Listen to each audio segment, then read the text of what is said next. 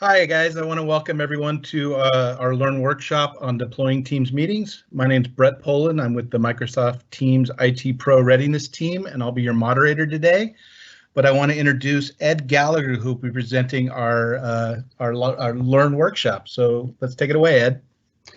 All right, thank you very much. Welcome everybody on this first day of fall, and welcome to Microsoft Ignite, and specifically welcome to the deploying meetings using Microsoft Teams. Thank you for the introduction. There's quite a few people on here that are going to be helping you out. There's some moderators. If you've got any questions, please post them into the question chat area, and they will try to answer your questions if they can, or they'll toss them out at me. Please, anybody that's got a question that pops up that looks like we should answer it during the presentation here, please feel free to interrupt me. First thing I'd like to start off with is a little bit of an explanation that there are several different kinds of meeting variants. And I want to talk about this just so that we can understand the context of what this presentation is going to be about. A couple things to look at is that we do have meetings that are just involving people internal within your organization only. And we've also got the ability to bring in external people into the meeting conversation by a couple of different methods that we'll talk about. But basically, they're entering as guests in that they don't actually have an identity within your Office 365 tenant as a licensed user. There are, however, two different variants for guest access. There is a specifically identified guest, and there's also an anonymous guest attendant possibility here. So we'll talk a little bit about those and how to deal with that. We've also got the ability to do something called a Microsoft Teams live event. Microsoft Teams live events are actually what you're attending right now. It's a much larger scale than a normal Teams meeting as far as the number of attendees that you can have. Normally you're looking at, I think they've raised the limit now to about 500 if I recall on the regular Teams meeting side, but the Teams live events can get up in the 10,000s range. So if you've got the need to do something big like we're doing here, it's definitely possible to do. Another way of looking at meeting variants is how they're being created or what's actually spawning them, the reason behind it, the business need, that kind of thing. One-to-one is something that can be done either spontaneously or through some sort of scheduling process. You could also have group meetings that involve lots of people, again, also spontaneous or scheduled. The on-demand or spontaneous meetings can involve just a chat. They can involve just audio, or they can involve both audio and video and desktop sharing. Lots of flexibility, lots of different things that you can bring to the table depending upon what it is that you're trying to accomplish within the meeting itself. We're going to be looking primarily at scheduled meetings for this, though, so that we can look at how to deploy a traditional meeting that would involve either internal people or potentially both internal and external people, and how to send out the invitations and deal with how all of that works within the environment of actually controlling that from an IT pro's perspective. And then we'll also touch on recording meetings and the requirements that are involved with that so that we can play the meetings back later on. A couple of expectations that I'd like to set with you here is, first of all, you should have a basic familiarity with Teams itself. You should know how to use it from an end user perspective, and maybe you have been poking around a little bit on the admin side. As I said, we are going to focus on the audio and video sharing and scheduling and recording sides of this, but I also want to bring into play here some discussion of best practices. I don't want to just kind of click through and do a death by PowerPoint thing where it's just me showing you stuff. I want to talk about some guidance that can help you succeed with your team's implementation that could be very helpful. Things that I've done with my clients that have turned out to be really beneficial. The first thing that I would like to recommend from a best practices perspective is absolutely do not play around in a production tenant. You should have a non-production environment that you can work with, whether that's a temporary tenant that you spin up just for practicing with something, or if you've got a dedicated tenant in your organization that allows you to play around with a few licenses, something that wouldn't be very costly. But do remember that Microsoft does have the ability for you to spin up a temporary tenant to actually prototype what you're going to be doing in production, or use it as a test for a little while. So there are definitely some different kinds of things that you can do from that perspective. I would like to jump over to the Microsoft Learning Zone and give you a little bit of overview of that, talk about the Teams learning pathways, which is really what it is that we're going to be going through here, and how to deploy meetings using Microsoft Teams is really the focus of what this event is here, of course. So a couple of links for you that will be posted in the Q&A section. We've got the Teams landing page in Microsoft Learn. It's aka.ms/teamsonlearn. There's a learning path specifically devoted for deploying Teams meetings, which is where we're going to be going for our discussion here.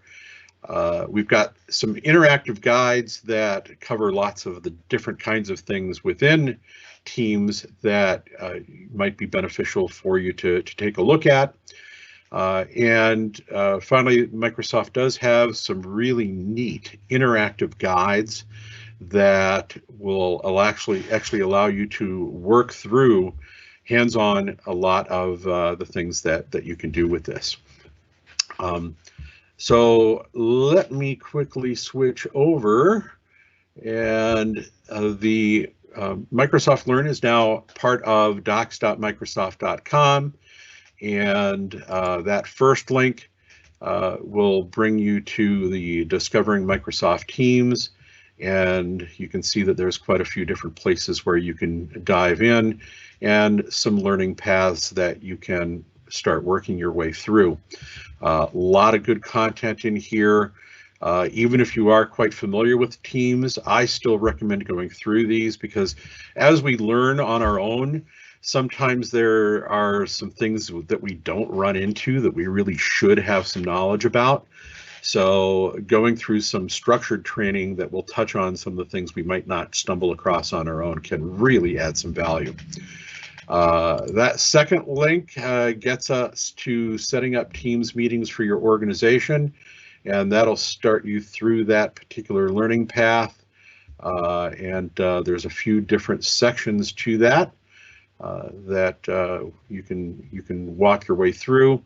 I like how Microsoft has done this from the learning pathway perspectives, and actually kind of brought some different modules together in different places to help you accomplish some specific tasks. Next, this is actually a list of the interactive guides. That last link will actually get you through to where there's a bunch of different things for Teams that have interactive guides for them that allow you to work with this stuff in a more hands-on basis. I also do want to bring up the admin training resources. They actually cover more than just the interactive guides. If we scroll up from here, There's Teams Room Foundations for IT and AV pros, some more technical training, and all sorts of good stuff in that area. When we get to the actual interactive guide for this, though, of deploying and configuring Teams, you can click to start that, and it will actually walk you through the process of implementing what it is that you need to do to accomplish, with a checklist here of all the different things that they want you to do through the interactive process. So again, if anybody has any questions as we go through any of this, please jump on in, and I'll be happy to take questions as we go. Let me get back into this. There we go. And let's talk about the scenario that we're going to be covering here. First of all, this is basically looking at a need for audio-video conferencing. We've got a company that is transitioning from a third-party product that we've been using in the past, and we want to bring this all into the Microsoft Cloud. We've already got Office 365 or Microsoft 365 deployed to our end users, and since Teams is part of that package, it can actually be quite a cost saver as far as getting off of the third-party product, if that's what you're attempting to accomplish here. We want to make sure that as we implement this, that we are supporting both office-based and work-from-home users. There are some potential different issues that we might want to look at there, depending upon what your work-from-home scenarios happen to be. And of course, we are, working a lot from home these days.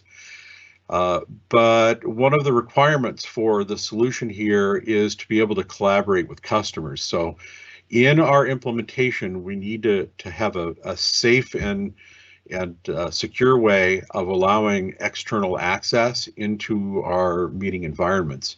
And I want to make sure that we touch on some of those security aspects there from a best practice perspective. We also want to be able to record some of these meetings. You don't have to record all meetings, of course, but sometimes there are meetings that you're going to have that will be valuable for you to record so that people can play them back for reference. Maybe they weren't able to attend the meeting initially, and you want to give them the opportunity to go back and review it. Maybe there's some technical content that would be beneficial for people to review also. So again, look at your reasons for wanting to do recording, and we can touch on how to accomplish that as we go through this. From the hands-on side of things here, the way I want to approach this is we're going to take a look at some of the things that we want to accomplish in order to administer Teams, and then once I touch on what those particular topics are, then we're going to jump over to the hands-on environment to actually work our way through this. So first thing we need to take a look at is managing user access to Microsoft Teams. We want to take a look at product licensing and then how to assign licenses. I'm going to take you through the Microsoft 365 Admin Center, but we'll also take a look at some PowerShell stuff here for that also. Let me jump over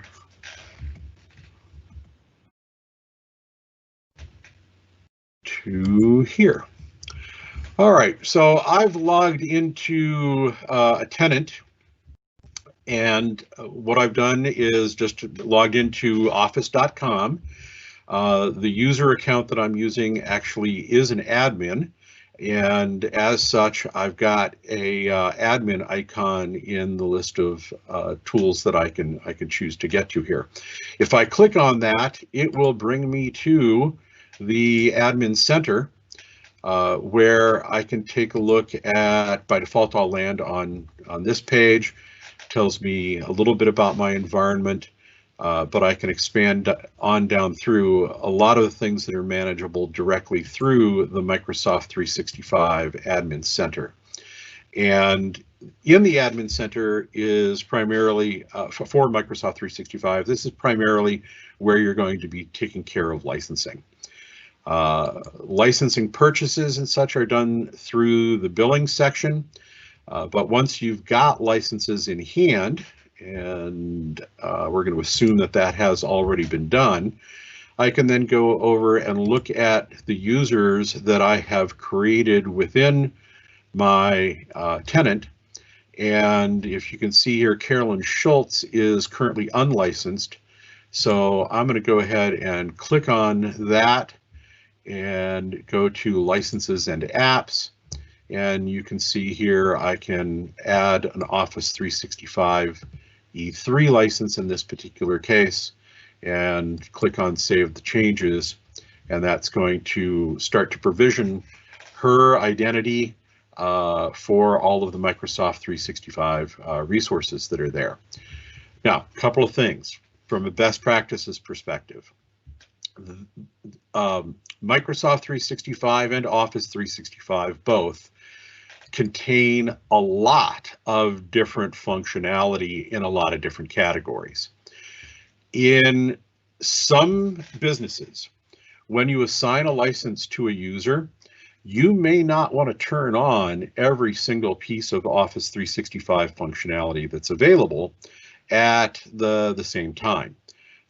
There are some really good reasons for holding back on some of this from the perspective of making sure that your users have some end user training before you go ahead and give them access to the functionality, so that they understand how they're supposed to use some particular feature. Teams actually falls into this category. I do know a fair number of organizations that have decided to uncheck Teams when they deploy to their end users, because they wanted to make sure that they were using proper governance. In other words, controlling how the users were going to implement Teams. In a smaller environment, you may not need to worry about this at all, but I found that this is really driven on something that is outside the size of the company. Sure, there are some, potentials for some more complications in a larger organization, but even a small organization that has compliance needs, if you're in healthcare, if you're dealing with an SMB market that includes medical practices, for example, you're going to want to make sure that people understand some of the security concerns behind how to correctly use some of these technologies and things that they may not want to do. Now, as an admin, there is a tremendous amount of control that you have over all of these products. You could go in and lock down a whole bunch of security for how all this stuff gets used. But but there can be a lot of work behind that, because most of the default settings are in place to allow you to activate a particular product feature and go ahead and get some use out of it, get some productivity out of it. But always in a compliance required environment, you should make sure that you go in and review what those security settings are going to be. And we're going to take a look at that in the Teams perspective here as we dive in. So if you are in one of those environments where you've already deployed, but you turned off Teams initially, make sure that you go back in and turn it on for those users.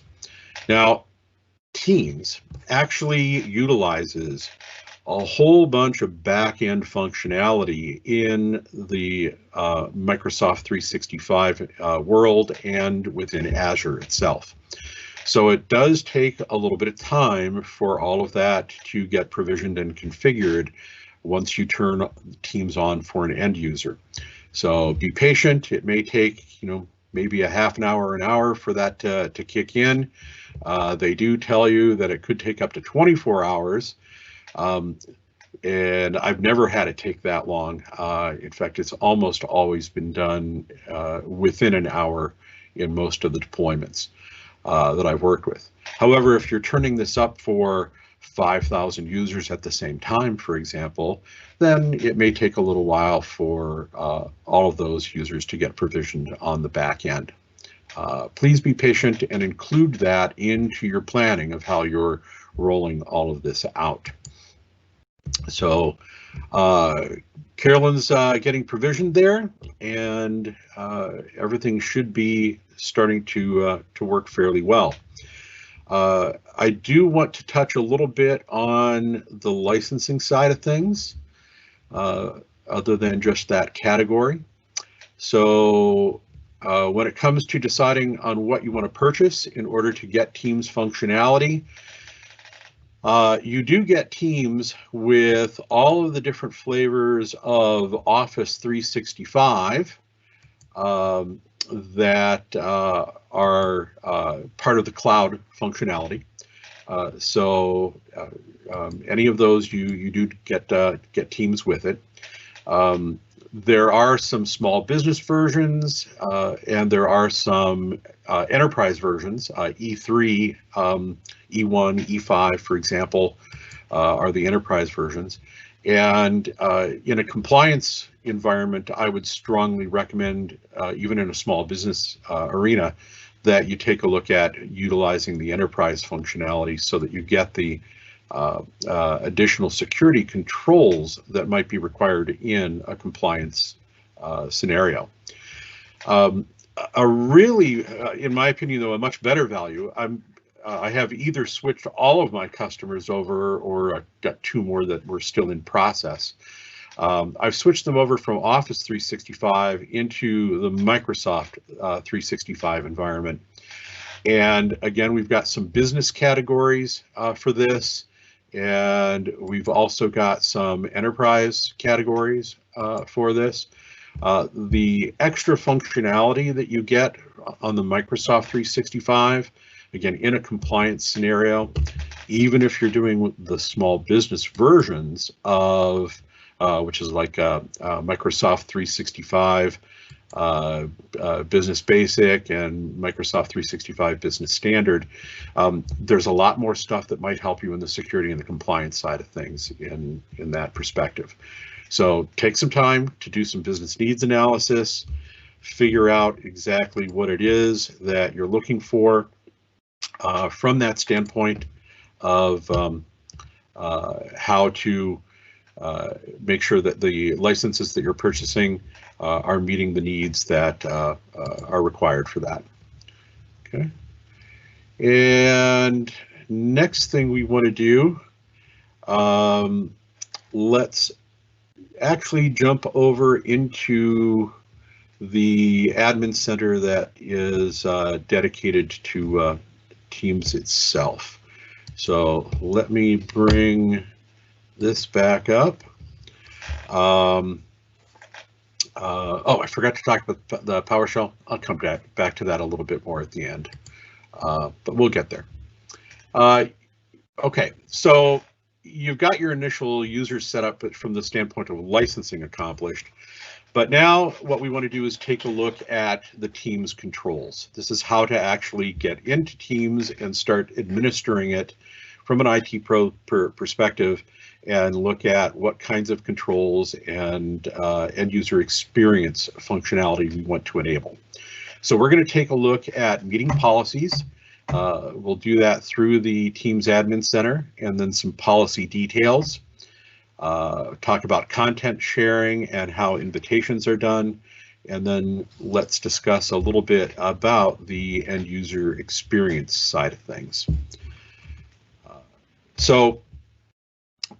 One of the ways to get to the Teams Admin Center is to go to the Microsoft 365 Admin Center by going to office.com, and in the list of admin centers, you'll see that Teams is one of the items there.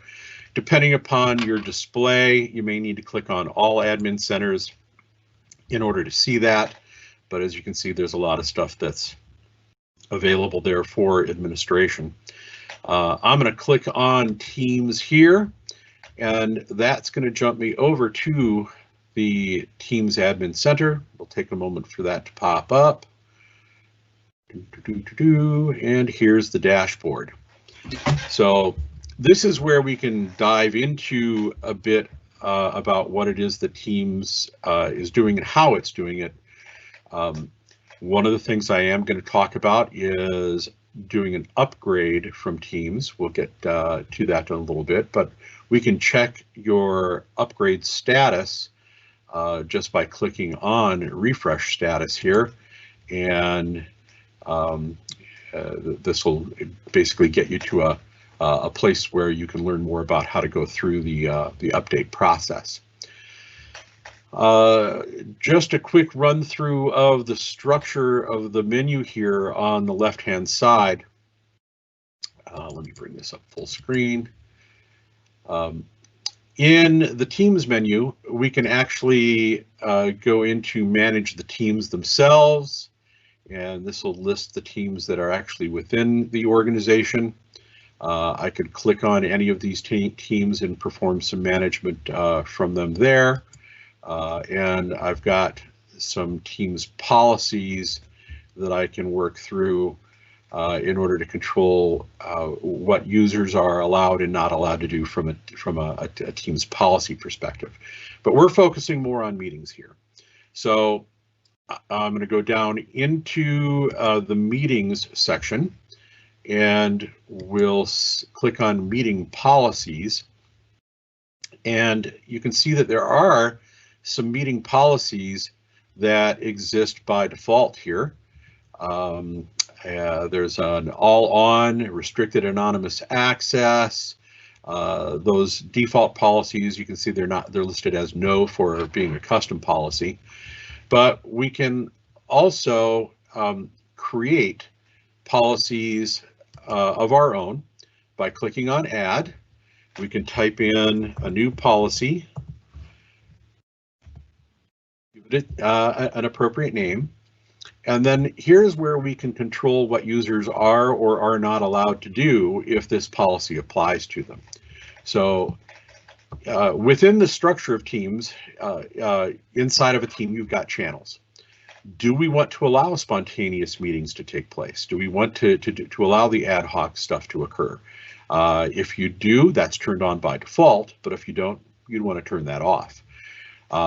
In Outlook, there's a Teams add-in in the desktop app. Do we want to have that turned on or not? It may take a little bit of end user training, very brief, 5 minutes, but I do like to leave that turned on because the Outlook add-in I think is really beneficial for the end users. We can also choose whether or not we want to allow scheduled meetings or not, and whether we want to have scheduled private meetings, kind of a one-on-one meeting or not. One of the things that Microsoft has recently added in is the ability to have transcriptions happen live on the fly. So if you turn that on, it will actually take the audio and transcribe that using voice recognition. It even has the ability to differentiate different speakers from each other, and it will identify them as speaker 1, speaker 2, etc.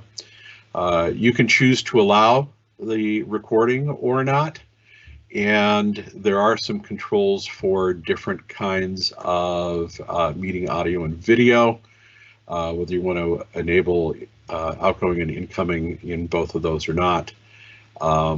And a few of these are kind of outside the scope of what it is that we're using here, but you can also control the bit rate if you've got some network concerns that you want to look at there.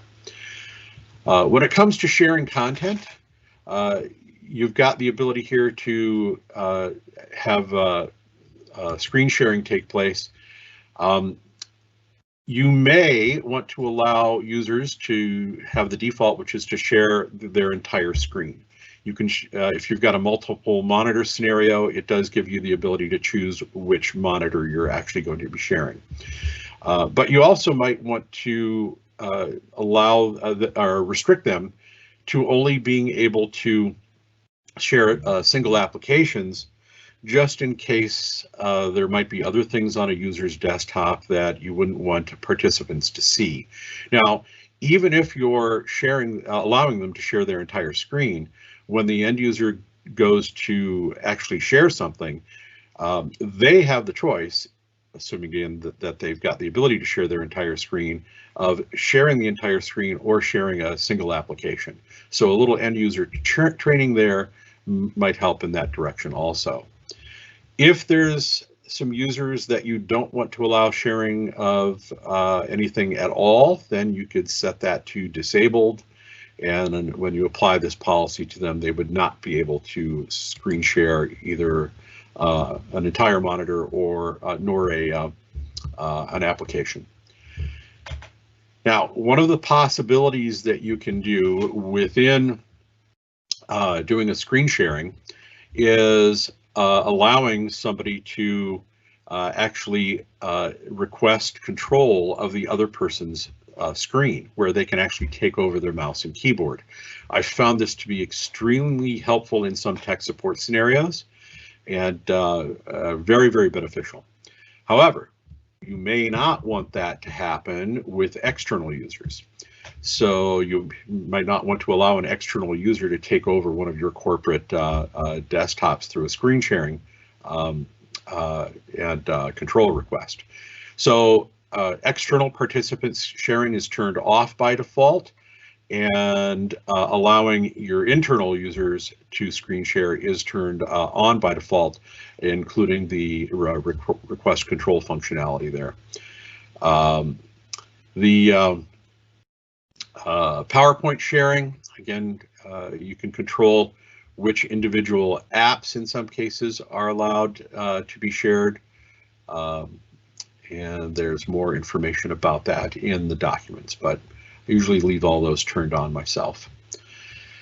Now, if you are scheduling a meeting and you're inviting external users to that meeting, I usually like to make sure that someone from within the company is joining that meeting first, and allowing then, once they've started the meeting, by joining the meeting, they then allow the anonymous users, the people externally coming in, to join the meeting at that point. You probably don't want to allow anonymous people to get into a meeting that you scheduled until someone from your organization has actually started that. So that's turned off by default. I always leave it there.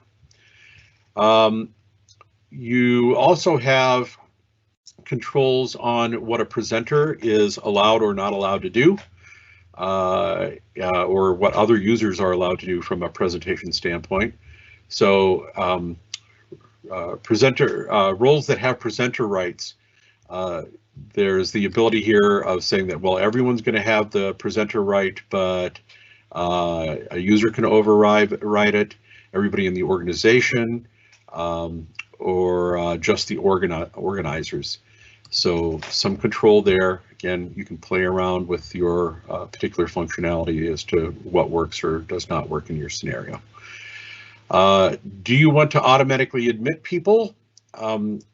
Normally, I leave this set to everyone within your organization, but if there are some areas where you might want to have some controlled access to a meeting, you can say that we're only going to allow the organizer to get in, and everybody else is going to be basically kept in a lobby and has to be admitted one at a time as you come in. Not effective, of course, for large meetings, but when you're talking about a small meeting that involves possibly some security discussions of some sort, might not be a bad idea.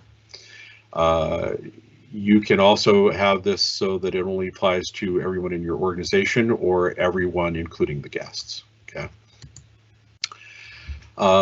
It is also possible to implement an audio bridge so that there's a dial-in phone number for people that don't have audio capabilities on whatever system they're using to gain access to the meeting. That functionality does not exist by default. There is an extra license for that, and it is part of the Microsoft 365 voice packages. The ability to have an audio bridge is a small additional cost of $4 per month per user in the US. And that does give a dedicated phone number for that will automatically be added to any invitations that are going out for any user that has that additional license added in. We've got the, so currently this is turned off. In this tenant, I don't have one of those licenses. We've also got the ability to have private meetings that are spontaneously created, and whether or not we want to have live captioning, that is controllable on a user by user perspective, where it will actually use voice recognition during the meeting itself. It can be very beneficial for people that have hearing problems, anybody that needs to comply with any sort of Disability Act requirements. That live captioning is definitely beneficial to have there. There's also the ability to control whether or not you want to allow chat to occur in a meeting. Now, in a live meeting, like what we have now, there's only chat enabled for the people that are involved in the organizing the meeting. The end users that are attending, like all of you watching, don't have the ability to do a chat, but they do have the ability to ask a question that one of the organizers in a moderator role can then handle. Whenever you're doing a really large meeting, or if you've got a problem with users sometimes being a little, chatty off topic on the chat window, you might want to enable or you might want to disable the ability for that for some kinds of meetings that you're going to have, like quarterly corporate meetings, those kinds of things. But you can make whatever sort of changes you need here to meet your particular requirements. And once you're done, you click on save, and it saves that particular meeting policy off. And you can see now we do have a custom policy here called test 1 that we can apply. If we take a look at the meeting settings themselves, we can actually add some corporate branding by putting in some information into the email invitations that go out when you're scheduling a meeting, and they do let you preview that once you've set these different parameters up. And then we've got some network controls. So from an IT pro perspective, there may be some advantages at looking at this. If you have a converged network where you're implementing voice over IP and other kinds of multimedia functionality, and you've got QoS turned on your infrastructure, you might want to turn that on here to help improve the delivery priorities of multimedia packets. And you can either specify port ranges or use basically automatically use any available ports. Again, I usually leave all this at the default and everything works fine, but your infrastructure people may have some specific requirements that they would want you to work with from a port perspective. Here we go into the different live event policies and the live event settings. This is a little bit outside of the scope of what we have time to deal with today, but if there is some time at the end of the presentation here, we'll dive into that a little bit more if you want.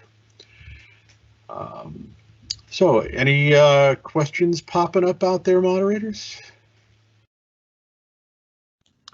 We're answering as they come. Okay, good. Thank you. Much appreciated. All right, let's take a look at our next topics here. The end user experience here I want to talk a little bit about from a scheduling perspective and meeting attendance. If we jump over to, actually let me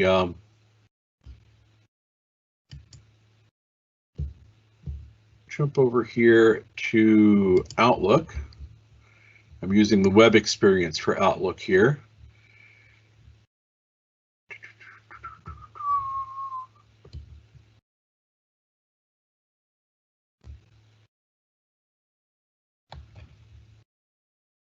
And if I go to my calendar,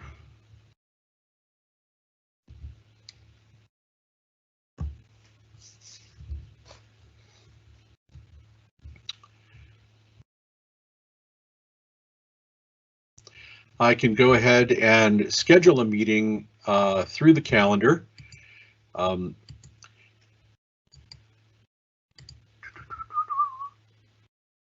Things are running a little bit slow here.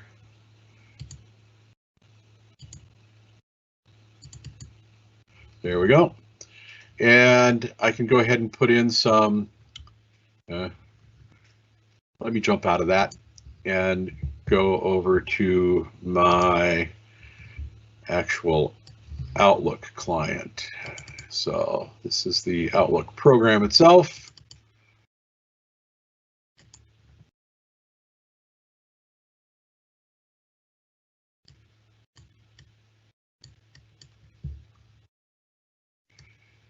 And yeah, I know there's a screen there that shows a password, but that's been changed already, so that password won't work for you.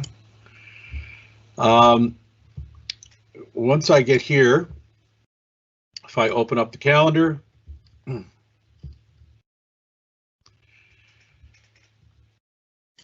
I can go ahead and just double click on a time slot.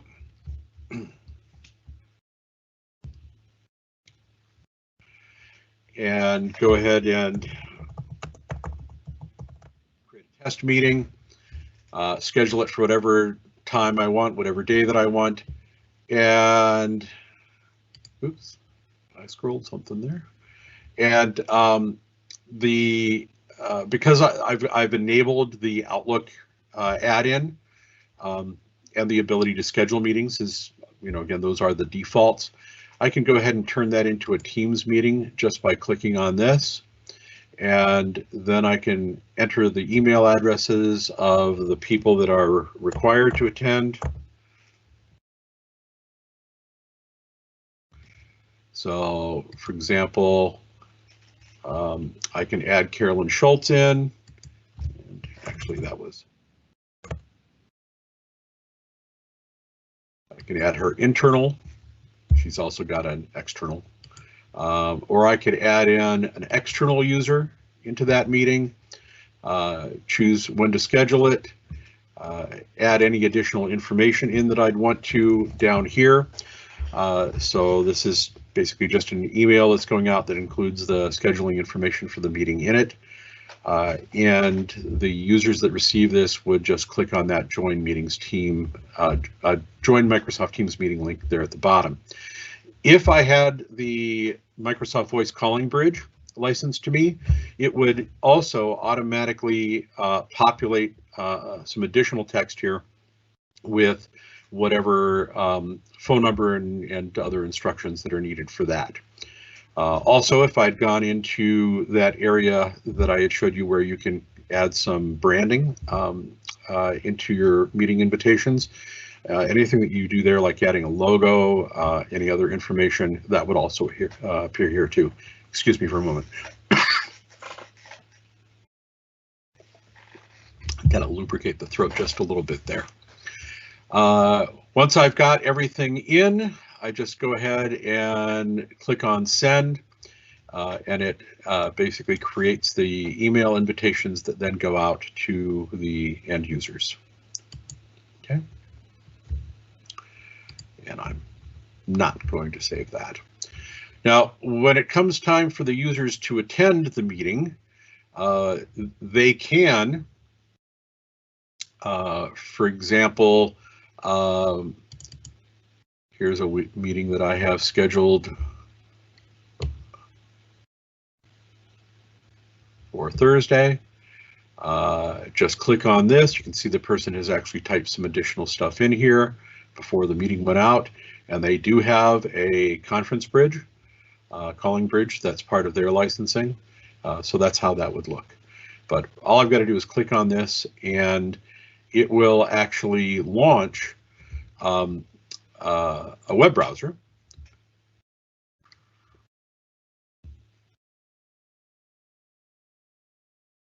Or at least it should.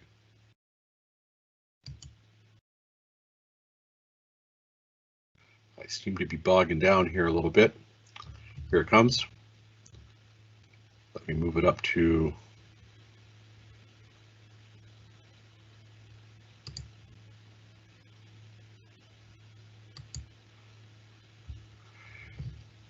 Nope, it's just bogging down a little bit.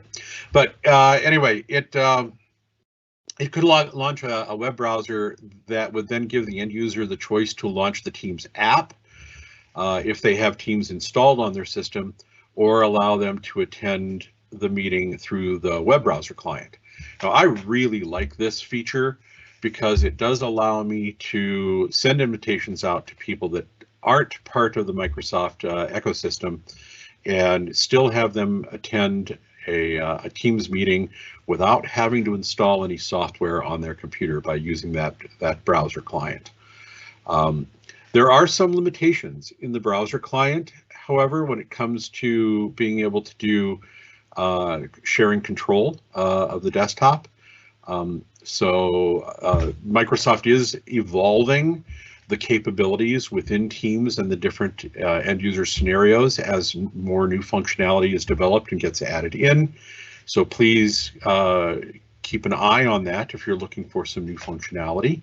Microsoft does have a roadmap that lists the new functionality and when it's expected to come out, that's available through your Microsoft 365 admin console.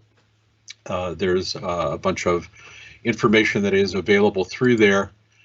Let me jump back over to that real quick. And if we go into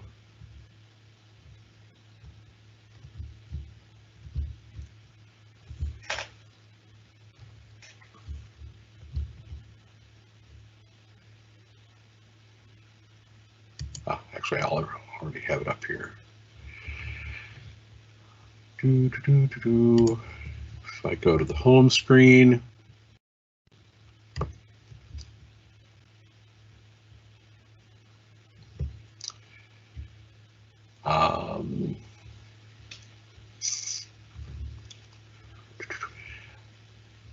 it's moved.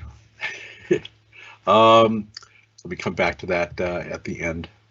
Try to figure out where to get to that now. Last time I was here, there was actually a tile that I could click on to get to it, but we'll get there. So let's jump back, take a look at the things we need to talk about. Again, please be aware that there can be some end user experience differences depending upon whether the end users are using a browser or an app. If you're sending out invitations also to people external that may not have the app loaded, you may want to include some verbiage in the invitation that you're sending out, guiding them to click on the use the web app instead of the installed app when they click on that join the meeting link, so that they don't necessarily go through the process of trying to install an app on their computer. I actually had a client bring that up to me just the other day. So let's take a look at dealing with meeting recordings and some of the permissions, storage, and transcription things involved with that. And went a little too far there. let's get back over to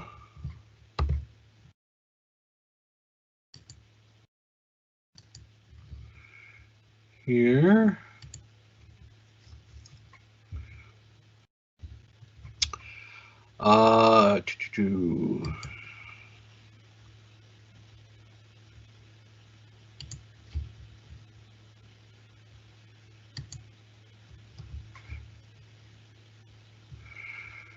All right, so where did that go?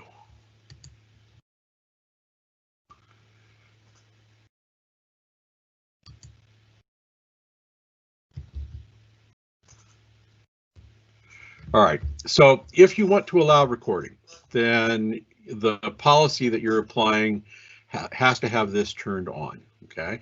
Again, you can choose to add transcription into that if you want, but that's the first thing that you need to be able to do from a Teams control perspective. However, there are some other issues. If we go into the Teams Admin Center and we take a look at some of the licensing concerns that we've got to look at here. Let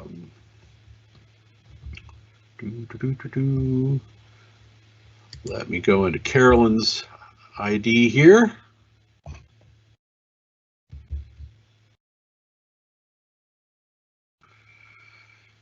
And if I click on licensing and apps, within the apps in either Office 365 or Microsoft 365,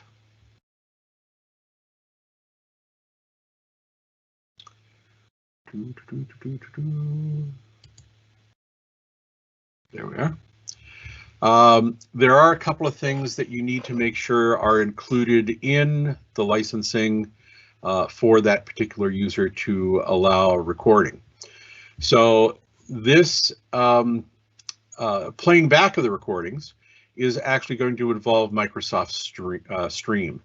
So the user that's doing the recording also needs to have a license for that so that the recordings can get become available through Stream.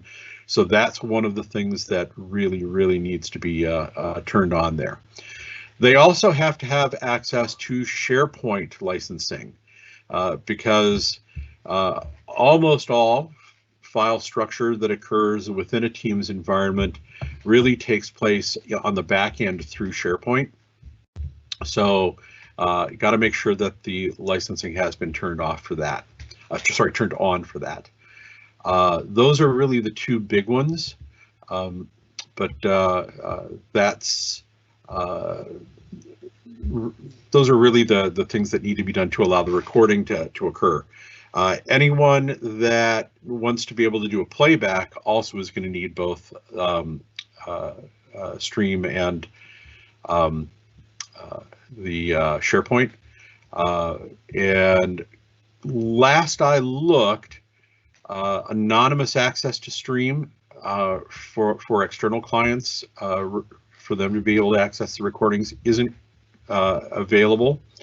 But it is on a roadmap at some point that I've heard. So that should be coming down the road at some point.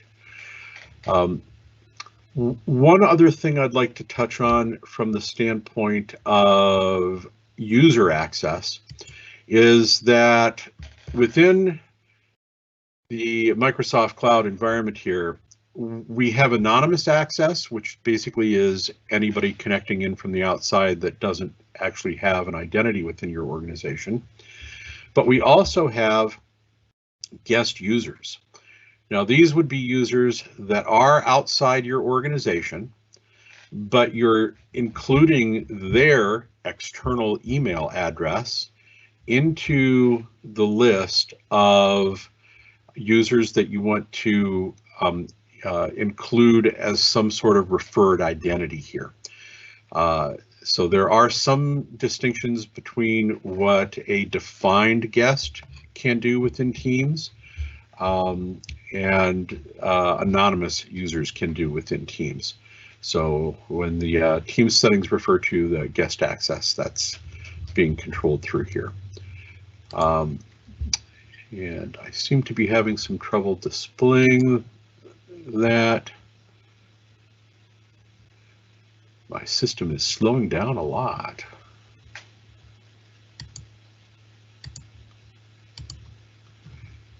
But yeah, we'll see if we can come back to that in a little bit. So when it comes to dealing with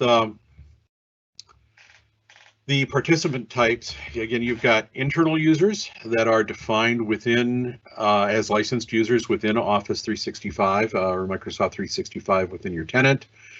And then we've got external users that fall into the two categories of anonymous users and defined guests.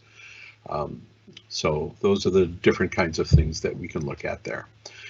We did also take a look at permissions from the standpoint of that ability to actually turn on recording. And I did talk about storage as being done through the SharePoint environment. So access needs to be available, licensing needs to be available for the user that's actually doing the recording. Any questions there?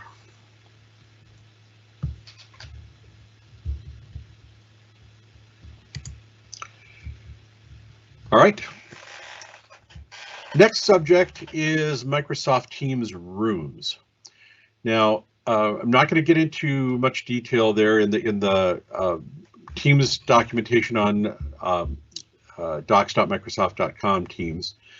There is some more detailed information there. There's some technical stuff behind it that we just don't have the time to go into. But there's basically a couple of different ways of approaching this. Now, a Teams room is literally a room, in most cases, within your organization that's a meeting room that you've defined as being Teams enabled.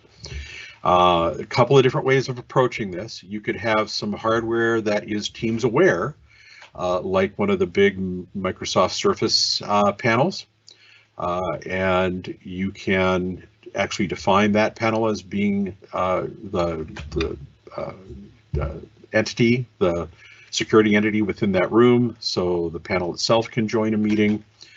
You can invite the panel to the meeting and work with it from that perspective. But then there's also hardware out there that you can still work, that will still work with Teams, but it's not officially on the compatibility list when it comes to the level of interoperability that some hardware does have with Teams. And you want to look for something called Cloud Video Interop when you're looking at hardware that may fall into those different kinds of categories. So let me take you over into a little bit of a look at some of the hardware.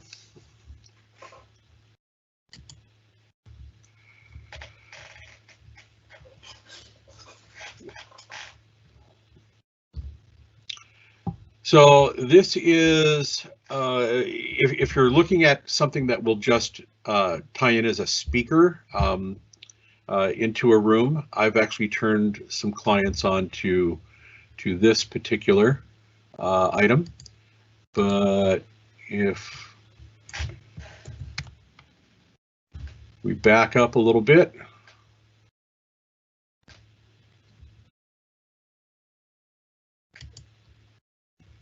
and actually take a look at all the Teams devices,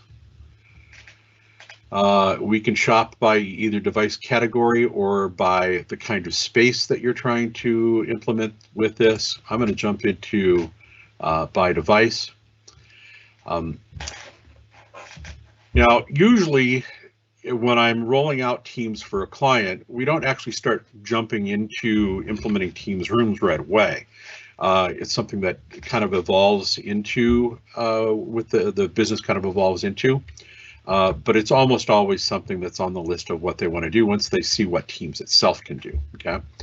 So when you're looking for hardware that end users or Teams rooms are going to be implementing, you're going to want to take a look at some of the choices here as to what's on the approved list. Now, you can certainly use products that aren't on this list. Okay, this is not a list of required products, but the products that are on these lists have undergone special testing, compatibility testing with the Microsoft Teams to make sure that they've got certain levels of compatibility and interoperability. And in many cases, when you're looking at some of the hardware, like even just headsets for people doing a Teams meeting, kind of like what we're doing now, but they want to have a headset and a mic on it, they'll actually have special Teams-enabled buttons on the headset itself that allow them to do things within the Teams meeting environment if it's a Teams compatible device.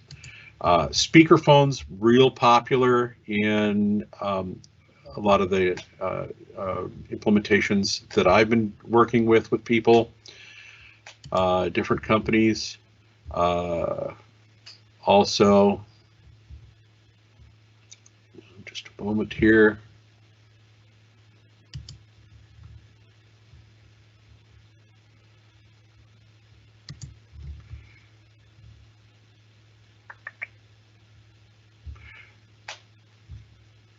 Sorry, everything's running so slow today here, everybody. One of the categories that I'm just starting to branch out into myself are actually Teams phones. These are desk phones that can be used in conjunction with Microsoft Voice, which is part of the Teams functionality. It basically allows Microsoft Teams and some related licensing from the Microsoft to actually become your voice over IP provider. And I've got one client that's actively testing this now, and another client that is considering moving into it. We'll probably start testing next month on that. But so far, the work that I've done with dealing with these desk phones and Teams interoperability, lots of interesting functionality there. Some of the devices are really like a phone and are used in a similar way with an end user. Some are more like a dedicated Teams screen. Haven't had a chance to play with these yet, but that's on my list of things to definitely dive into. Web cameras. Good thing to take a look at when you're rolling out Teams within a room. There's a lot of different kinds of webcams that are out there, but you really want to be kind of careful when it comes to picking what it is that you're choosing in a Teams environment for this. The thing to really look at here is what's the size of the room and what's the depth of field on the camera, what kind of range of focus do you have with it, how wide of a field does it have, can it actually encompass everything that you're trying to look for within that Team space, and is it one of the high-end ones that will actually allow you to move where the camera is pointed within the room as you start utilizing this kind of functionality. So some interesting things that Microsoft and their partners have come out with from there. And we're getting pretty close to the end at this point. Let me touch on a couple of things here from a best practices overview. First of all, make sure that any of the experimentation that you're doing is in a non-production environment. I cannot impress upon you enough the need to do that, because I tell you, it's I hate doing something, clicking on a button, and then, whoops, I shouldn't have done that, and now I've got to undo what it is that I did. Governance. Governance is really where you are making sure that the end users have a firm understanding of how they should and should not be utilizing functionality within Teams. There are a lot of different pieces in governance that I like to make sure that the businesses are aware of as they go through this. One of the things that I've run into, for example, is that all this does only kind of on the side pertain with meetings. End users sometimes will figure out how to actually share files with each other through Teams. There can be a problem with doing that because it actually creates another copy of that file and stores it in that person's OneDrive folder structure. So now you've got two copies of a file. What kind of control and governance do you have over all of that from a compliance perspective? And are they sharing it appropriately or not? So keep that in mind. I'm a strong believer in phasing in functionality. You have to learn about it first as an IT pro so that you can support the end users, and then phase that functionality in with the end users as things move along. And target an initial set of users, those that are, kind of, really into, hey, here's the new tech that we're going to be using. Try to develop what are sometimes referred to as champions within your organization, so that once they're trained on how to use it and see the benefits of using it, they can work with the other employees to basically do that. Keep your eye on security. Again, there's tons of functionality that is absolutely fantastic within Teams, but you've got to make sure that what you're doing meets your compliance needs and protects your intellectual property. And then finally there, we've got training. You've got to train as an IT pro on how to control the functionality. You've got training for the end users you need to deal with, which, by the way, there's lots of good end user training that Microsoft has provided out on the Learn website. And you need to, of course, always keep up on your security training. And that's really about all we've got to cover. I do want to mention that there is one other thing, though, that's going on here during Ignite. There is something called the Cloud Skills Challenge. And if you go through some different kinds of modules that Microsoft has made available, you can actually get a free Microsoft certification exam by going through the set of modules included in a learning challenge on the Microsoft Learn website. So you can get more information about that on myignite.microsoft.com/learning-zone. And that is all I've got. Any other follow-up questions we need to deal with?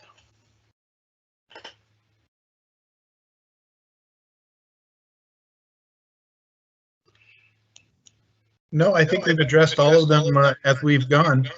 Okay. Just remind you to check out Teams Learning on MS Learn at aka.ms/teamsonlearn. Also check out the Learning Zone in the Ignite website. And I want to thank you, Ed, for delivering a great presentation. Thank you very much. If anybody does have any questions that you'd like to toss at me later on, feel free to send me an email. My email address is up there, and my Twitter handle is @ITProMCT. And be happy to interact with you and answer any questions that you might have. All right, are we all set, everybody? Thank you again for attending. Thanks for taking the time to go through this with me, and we hope to see you again sometime in the future. If you know anybody else that would like to attend this session, we are doing another session in a few more hours, and then another one that, at least in US time, will be early tomorrow morning. So thank you all.